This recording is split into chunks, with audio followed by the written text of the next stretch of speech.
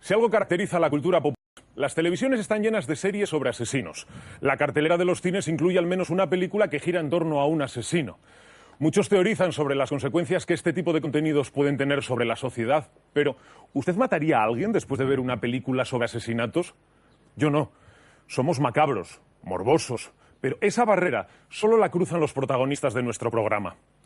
Hoy trataremos sobre las relaciones entre los medios de comunicación y los asesinos en serie. Así diferenciaremos a los que están dentro de los que están fuera de la pantalla. ¿Por qué nos atraen tanto los asesinos en serie en la ficción? Hombre, pues porque es el monstruo moderno, ¿no? El asesino en serie es el nuevo Frankenstein, el nuevo Drácula, el nuevo hombre lobo. Y evidentemente el cine y la literatura, incluso el cómic, han visto un nuevo filón en esto, ¿no?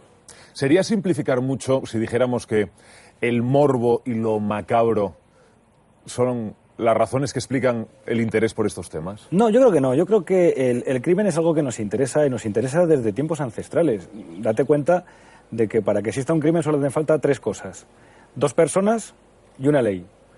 En cuanto hay una ley que infringir, ya hay un delito. Y en cuanto hay 2 personas, ya hay una víctima y un victimario. Y esto es tan antiguo como la humanidad. Tú fíjate que al principio de los tiempos, según se cuenta en el Génesis, ¿no?, el Señor que lo escribió pone la creación, pone la aparición del ser humano, y lo siguiente que pone es un delito, que es la violación de la única ley que hay, que es no comer del árbol del bien y del mal, y lo siguiente que pone es un asesinato. Es decir, Caín mata a Abel. Y a partir de ahí, bueno, yo creo que el interés por el crimen está justificado en nuestra especie. ¿Surge ahí la historia criminal de la humanidad? Hombre, según la explicación mítica, supuestamente es ahí, pero vamos, yo creo que da igual que fuera así o que fuera en una caverna, seguramente ocurriría lo mismo, ¿no? Bueno, en cualquier caso, si el morbo o lo macabro son o pueden ser alguna de las razones, ¿considera que hay alguna otra más que explique, pues, esta aceptación, por lo menos mediática, bueno, sí, evidentemente. Lo que sí ocurre últimamente es que esto se ha descubierto que es un negocio, ¿no? Porque como el crimen es algo atávico, algo que nos llama la atención desde siempre, pues evidentemente es un resorte fácil, ¿no? Igual que, por ejemplo, pueda serlo el sexo, que es otra de las grandes cuestiones de la cultura occidental. Se recurre al crimen, se recurre al sexo, se recurre a la violencia, se recurre a lo más primario, porque es lo más atávico y lo que más nos llama la atención. Fíjate que vas por la carretera, hay un accidente de coche, y la Guardia Civil está diciendo a la gente, corra, corra, corra. Y sin embargo la gente para ver si ve algo, ¿no? ¿Por qué? Pues porque yo creo que todo ese tipo de elementos atávicos, morbosos, en el fondo nos recuerdan muy de cerca lo que somos.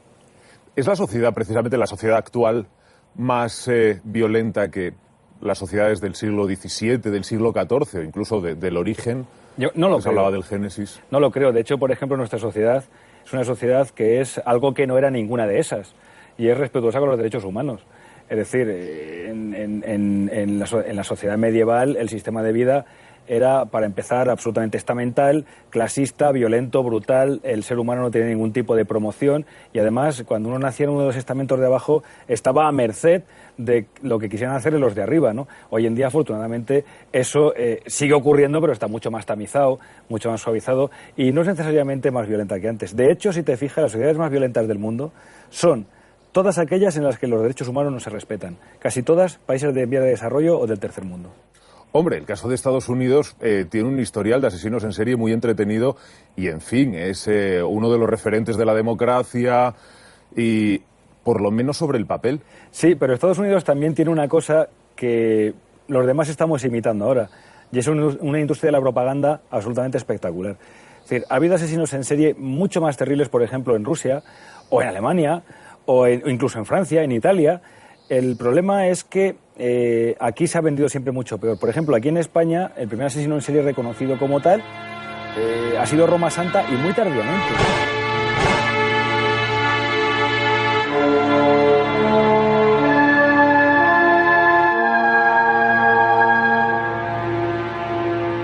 ¿Me está diciendo que entonces en Estados Unidos disfrutan vendiendo sus crímenes? Por supuesto, es que es un negocio más. Estados Unidos es el primer productor de series mundiales sobre, por ejemplo, cops o documentales sobre el crimen o incluso ensayo de carácter científico sobre el crimen. Es un negocio más. Precisamente habla del cine, entiendo que lo hace también por extensión al resto de los medios de comunicación, la utilización de los medios como herramienta propagandística. ¿Se puede vivir de eso en el caso de Estados Unidos? ¿Eso es una industria, la industria del crimen? Por supuesto, es una industria. Todo lo que pueda ser vendido al final se constituye una industria. En Estados Unidos es una sociedad absolutamente instrumentalizada en la que todo vale según su precio, ¿no? Consecuentemente, si tú eres capaz de coger cualquier producto, empaquetarlo y venderlo, eso es un negocio. Si eres capaz de hacer negocio con cualquier cosa, esa cosa se vende. El crimen, evidentemente, Estados Unidos lo empaqueta como un producto más. Ya, pero esto plantea un problema muy importante. No es lo mismo hacer negocio con cualquier cosa. En ese momento quizá los medios de comunicación empiezan a ser o pueden ser corresponsables de que se produzcan asesinatos. Yo no lo creo. Yo, francamente, esto de los crímenes de imitación jamás he creído en ello. Yo creo que el señor que está pensando... Pensemos, por ejemplo, el asesino en serie.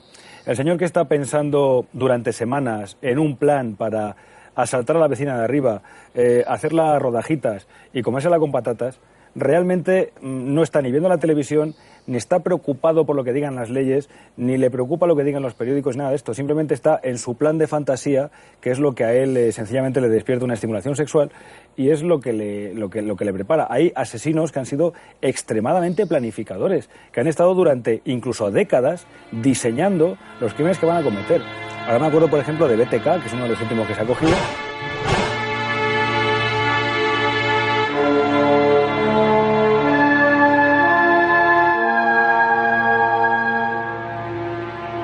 Que este señor mató nada más que a 6 personas en 30 años y sin embargo cada crimen lo planificaba e incluso le ponía el nombre de una operación, como si fuera una operación militar.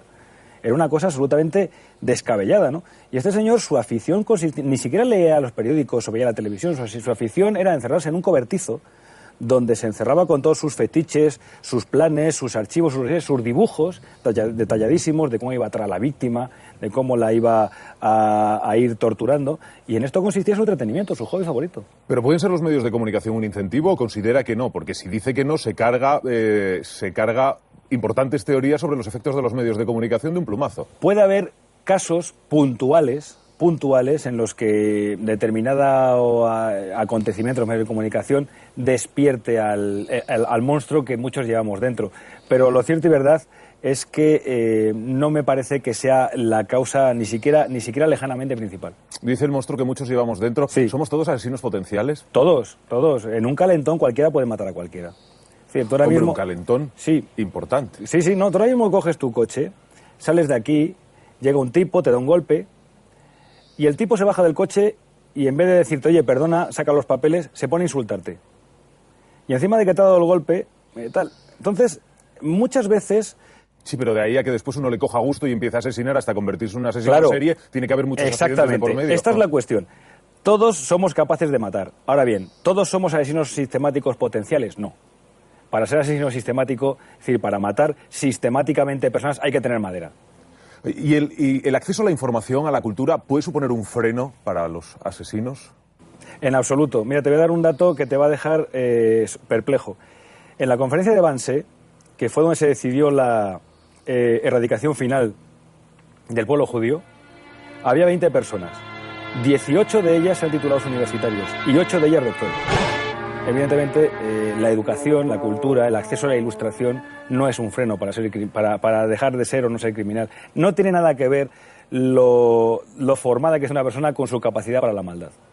Pero sí parece cierto que los medios de comunicación, y cuando hablo de medios de comunicación lo hago en sentido general, no solamente la televisión, la radio, la prensa, Internet, ahora los videojuegos, para algunos teóricos y para algunos investigadores, son, si no la causa, una de las causas de que el número de asesinatos sea importante o de que la violencia aumente.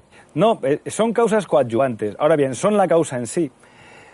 Mire usted, yo creo que para la persona que tiene la intención de matar o tiene la propensión a matar, igual de facilitador puede ser un videojuego que jugar con muñecas, que cualquier otra cosa. Es decir, ¿por qué? Pues porque lo importante, el factor diferencial, lo que caracteriza al asesino en serie es la fantasía. Es su construcción mental acerca de los problemas, acerca de determinadas situaciones de agresividad, de violencia, de sexo. Entonces, claro, las fantasías son sanas, todos tenemos fantasías, nos encantan las fantasías. Y todos... La cuestión está en de qué tipo. Claro, el problema es que las fantasías de un asesino navegan por mapas imaginarios que no podemos ni sospechar. Este es el problema. Es decir, imaginemos que todos somos ponis. Bueno, pues el asesino sistemático es un unicornio. Es un tipo que va por unos paraísos extraños que no podemos comprender. Por eso cuando vemos sus actos, cuando vemos que, por ejemplo, un señor se divierte decapitando a señoritas y que eso es lo que sexualmente a él le pone, nos resulta incomprensible, pero porque no nos parecemos a él, afortunadamente. ¿Y a usted qué le pone de los crímenes?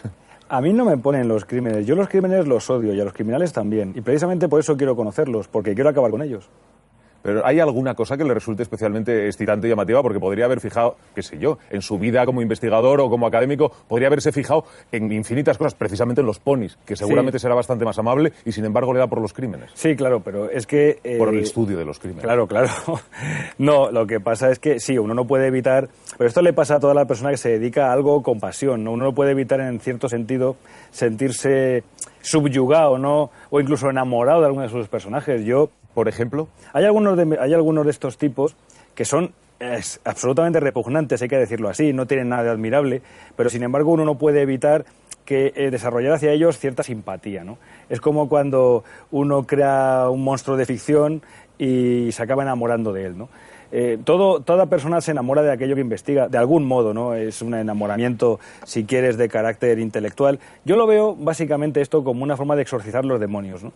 Todos tenemos dentro demonios que nos empujan, nos impelen, y cada uno los exorciza como puede. Yo los exorcizo tratando de conocerlos. ¿Qué personaje le atrae más de todos los que ha estudiado? Hay algunos que son fascinantes. A mí, por ejemplo, me resulta siempre muy interesante, por ejemplo, he mencionado antes a BTK, Zodiac, este tipo de criminal que es capaz de estar durante horas, días, semanas, diseñando, planificando, desarrollando una idea acerca de cómo va a cometer un crimen. Parece una tontería lo que voy a decir, pero hace falta realmente un gran esfuerzo de voluntad. Por ejemplo, Zodiac, cuando mandaba una carta, esas cartas que mandaba nunca se pudo identificar su letra, porque este señor se entretenía en hacer fotografías de su letra, rotarla, girarla, volver a hacer una fotografía, en fin, era un trabajo absolutamente de tinos. Y yo, claro, hay que pensar en la fuerza de voluntad que hace falta para hacer esto. O sea, requiere no ya estar muy mal, sino una disciplina que si este señor lo hubiera empleado para cualquier otra cosa productiva, seguramente se hubiera salido del mapa, ¿no? Se me ha la empleó para el crimen.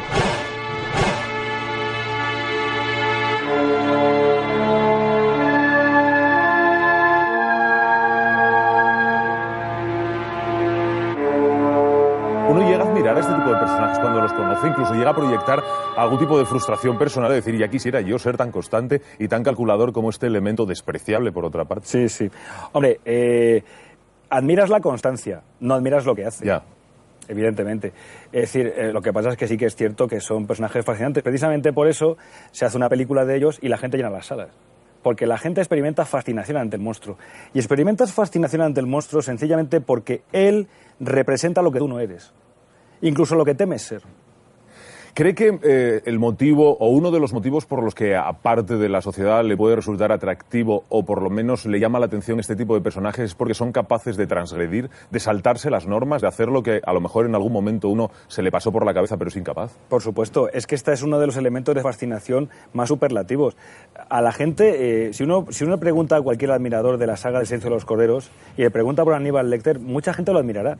Le resultará un personaje absolutamente fascinante y es precisamente por esa capacidad de transgresión y de amoralidad, ¿no? Ese sentirse sin ataduras con respecto a nada.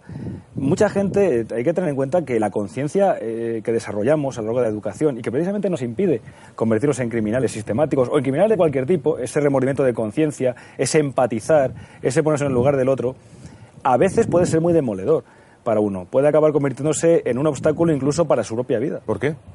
Porque uno no puede evitar, sobre todo la gente que se obsesiona con el mal que hace, el mal que provoca, sus actitudes, el efecto que tienen los demás. Eso puede llegar a convertirse en una obsesión, incluso en el origen de un montón de compulsiones y enfermedades mentales. Antes decía que la televisión, la radio, que los medios de comunicación en general no eran una razón suficiente para explicar quizá el aumento de determinados, el número de asesinatos o la proliferación de asesinos en serie. ¿La cultura popular en general genera crímenes? La cultura popular en general genera crímenes siempre y cuando la persona que acceda a esos elementos de la cultura ya tenga cierta predisposición hacia el crimen. Pongamos un ejemplo. Hay cientos de grupos rock diciendo, con letras extremistas, diciendo mata fulano, mata mengano. Y sin embargo, nadie que escucha esos grupos de rock se dedica a matar a nadie.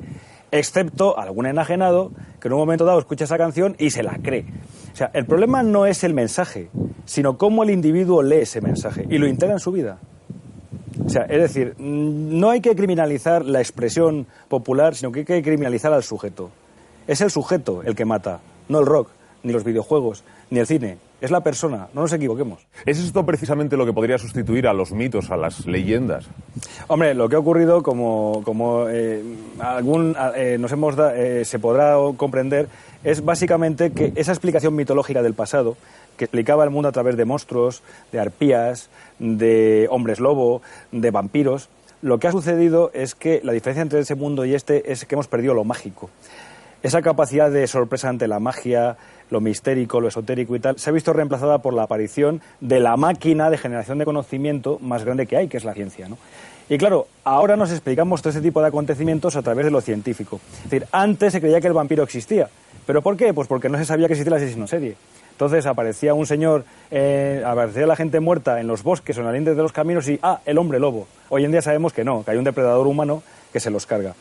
Y lo que ha hecho toda la cultura popular ha sido coger este elemento, esta máquina de generación de conocimiento y convertirla en algo interesante y atractivo. Y esto es lo que hace que cosas aparentemente muy poco interesantes a un profano, como pueda ser la criminalística, el CSI, toda esta investigación, la perfilación criminal, se haya convertido en un leitmotiv seguidísimo por parte de la cultura popular. Algunas series de televisión precisamente sobre criminalística, unidades de investigación criminal de gran aceptación entre la audiencia, han contribuido a despertar un mayor interés por los asesinos en serie. Sí, y por la criminología en general. El problema es que muchas de estas series son absolutas ficciones que nada tienen que ver con la realidad. Y claro, te encuentras con que los alumnos vienen, se matriculan y te vienen preguntando... Se matriculan en criminología. En criminología y te vienen preguntando por el CSI. Y les tienes que descubrir algo que es espantoso para ellos, y es que todo esto, la mitad es ficción, que la criminología, la criminalística es otra cosa, ¿no? Y entonces, para algunos es descorazonador, pero para otros acaba resultando mucho más interesante, ¿no? Porque se encuentran ante un mundo que sencillamente no es como ellos imaginaban.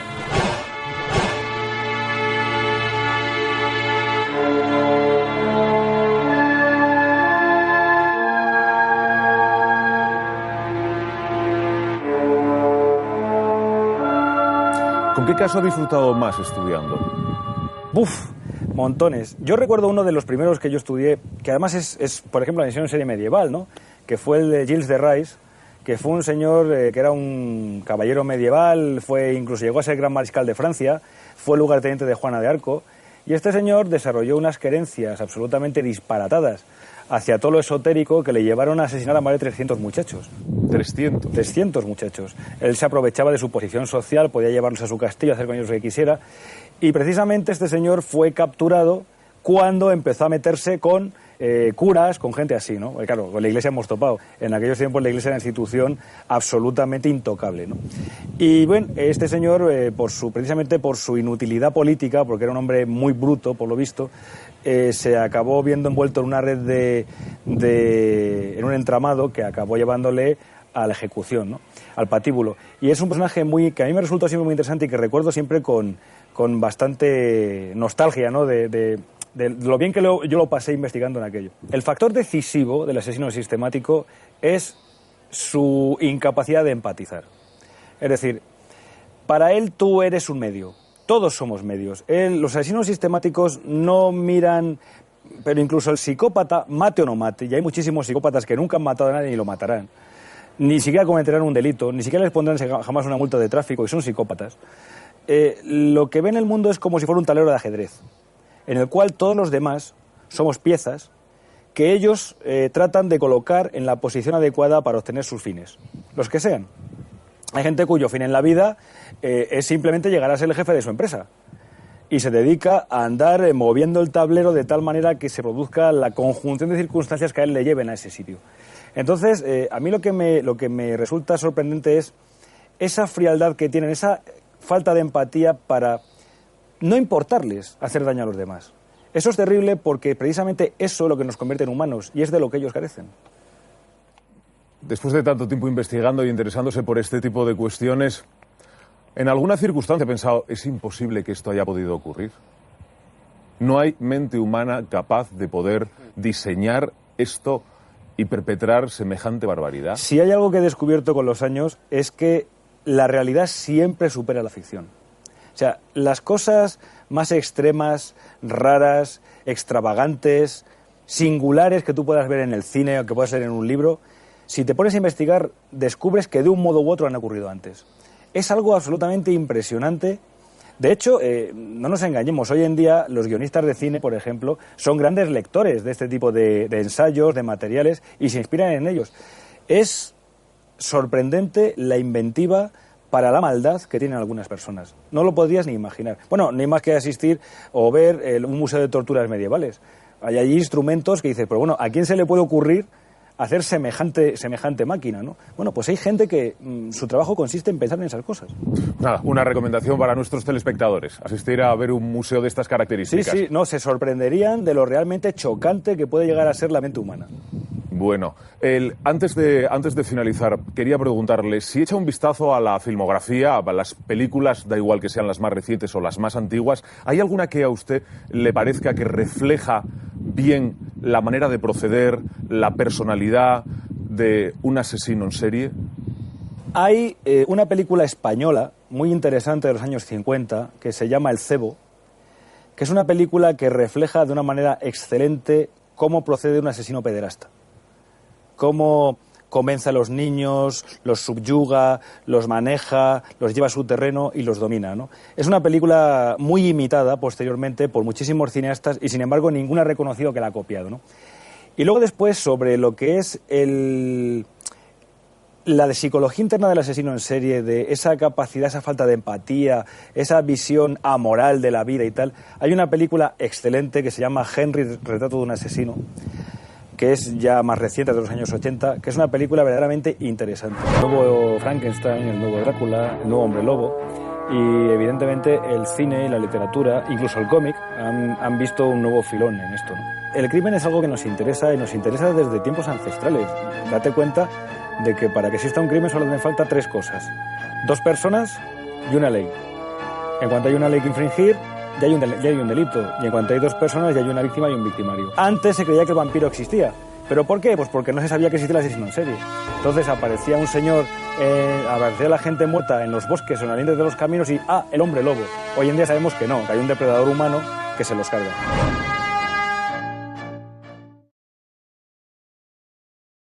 Creo que es un negocio, ¿no? Porque como el crimen es algo atávico, algo que nos llama la atención desde siempre, pues evidentemente es un resorte fácil, ¿no? Igual que, por ejemplo, pueda serlo el sexo, que es otra de las grandes cuestiones de la cultura occidental.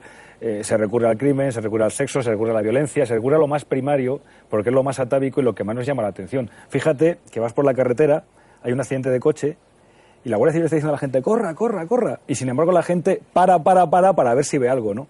¿Por qué? Pues porque yo creo que todo ese tipo de elementos atávicos, morbosos, en el fondo nos recuerdan muy de cerca lo que somos. ¿Es la sociedad, precisamente la sociedad actual, más violenta que las sociedades del siglo XVII, del siglo XIV, o incluso del origen? Yo no lo creo. Se hablaba del Génesis. No lo creo. De hecho, por ejemplo, nuestra sociedad, el señor que lo escribió pone la creación, pone la aparición del ser humano, y lo siguiente que pone es un delito, que es la violación de la única ley que hay, que es no comer del árbol del bien y del mal, y lo siguiente que pone es un asesinato. Es decir, Caín mata a Abel. Y a partir de ahí, bueno, yo creo que el interés por el crimen está justificado en nuestra especie. ¿Surge ahí la historia criminal de la humanidad? Hombre, según la explicación mítica, supuestamente es ahí, pero vamos, yo creo que da igual que fuera así o que fuera una caverna, seguramente ocurriría lo mismo, ¿no? Bueno, en cualquier caso, si el morbo o lo macabro o pueden ser alguna de las razones, ¿considera que hay alguna otra más que explique, pues, esta aceptación, por lo menos mediática, de bueno, este tipo sí, de evidentemente. Lo que sí ocurre últimamente es que esto se ha descubierto.